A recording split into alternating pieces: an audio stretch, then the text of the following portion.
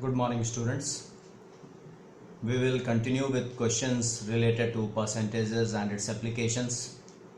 One advice which I would like to give you is that now, because you have done so many questions on percentages, so when you see the question in the video, you pause it and try to do the question on your own, and then you look at the solution part and check your working and check the answer whether it is correct or not.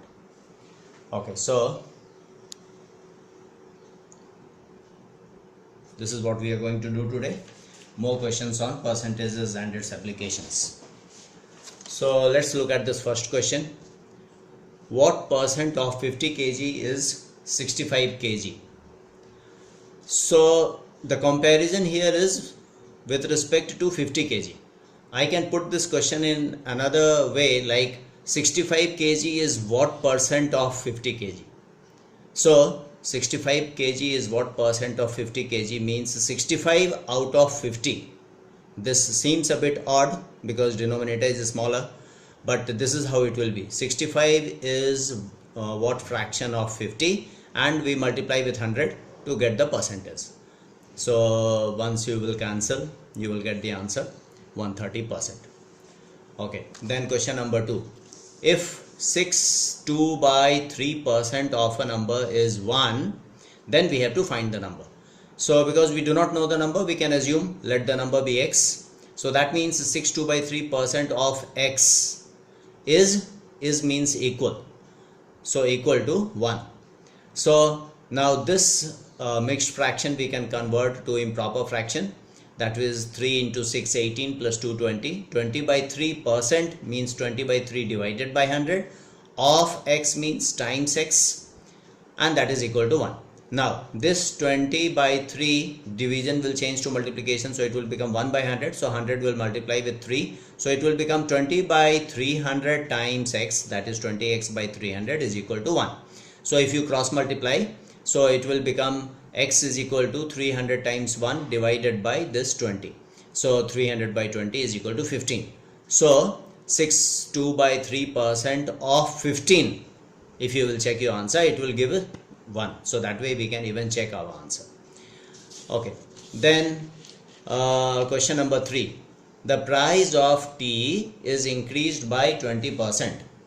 By how much percent a housewife should reduce the consumption of tea so as not to increase expenditure of tea? So this is a very real life situation.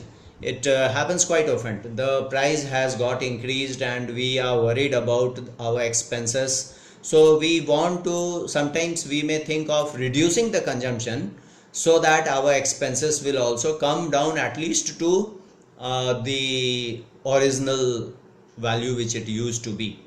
So here also that is what they are asking. The price has increased by 20%. So how much should this housewife reduce her consumption so that her expenditure on tea do not increase?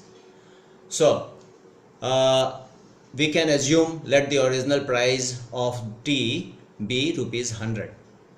So if that is the case, then the new price, because it has increased by 20%, so 100 times 120 by 100. Why 120? Because multiplying factor would be 100 plus 20 by 100. So 100 times 120 by 100, that is equal to 120 rupees. So new price has become 120 rupees. But the housewife wants to spend the original amount only. She does not want to increase her expenditure. She does not want to increase her expenditure. She wants to spend what she was spending earlier only. That means she must reduce her consumption. See, now it has become 120. She wants to keep it 100 only. So she must reduce by 120 minus 100, that is equal to 20 rupees. So the percentage reduction will be 20 rupees out of this 120.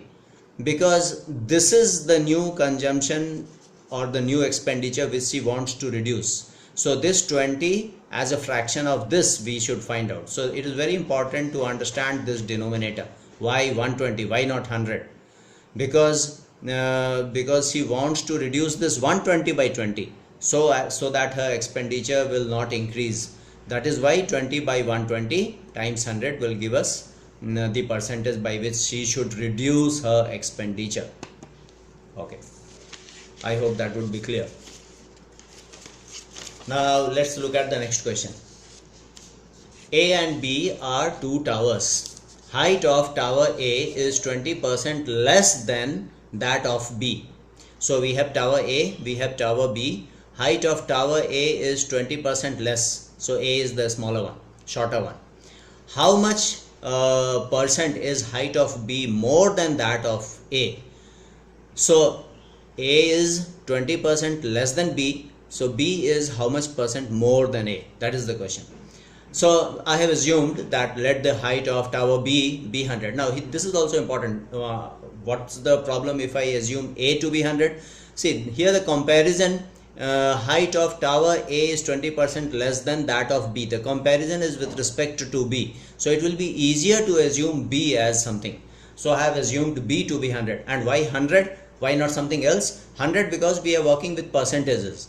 So 100 would be easier to work with because percentage is all about 100. Percent means out of 100. That is why it will be easier to assume 100. So now if height of B is 100 meters, then A is 20% less, that is 100 into 80 by 100. 80 because 100 minus 20. So 100 into 80 by 100, that is 80 meter. So if B is 100 meters, A is 80 meters, so that A is 20% less. So height of B, how much B is more than A now? It is 20. Now they are asking what is the, how much percent is height of B more than height of A. So comparison is with A now. So A will be in the denominator. So 20 out of 80 times 100. So B is 20 meter more than 80. So 20 by 80 into 100 will give us how much percent more? That is 25%. Okay, then next question is, in an examination 30% of candidates failed in English, 35% failed in GK and 27% failed in both subjects. If 310 candidates passed in both the subjects, how many candidates appeared in the examination? So here they are talking all about failures and here they are talking about how many passed. We have to be careful about that. Anyway, first of all, let me ask you a question. Can I say that the total percentage of failures is 30 plus 35 plus 27? No, that will not be correct because this 27% represents those who have failed in both subjects. So can I say 30 plus 35? That also won't be correct because there is a certain number of people who have failed in both of them. So when I am doing 30 plus 35, I am repeating those people. I mean adding them 2 times. So if you want to do 30 plus 35, then you must minus 27 to get the percentage of people who have failed in either of these 2 subjects. So thinking like that is really difficult. It will be much easier if we use a Venn diagram. So what I do is, because there is a common area between these 2, so we have 2 intersecting circles and we will fill these data in this Venn diagram. So we will always start with the innermost area. So this innermost area represents those who have failed in both the subjects, that is 27, and English is 30%. So 30 minus 27, that is 3, and 35% failed in GK. So 35 minus 27, that is 8. So now the total number of people, the total percentage of people who have failed in either one of the 2 subjects or both the subjects will be this plus this plus this. So that is equal to 38%. So 38% people have failed in either one of the 2 subjects or both subjects. Therefore, percentage of candidates who have passed in all the subjects is 100 minus 38. That is 62%. And that is 310. That means 62% of X. X is the total candidates who appeared. So 62% of X is equal to 310. If we cross multiply and solve, we get X is equal to 500 candidates. So I hope that it is clear. Try out all these questions in your maths notebook and try out more questions from different sources.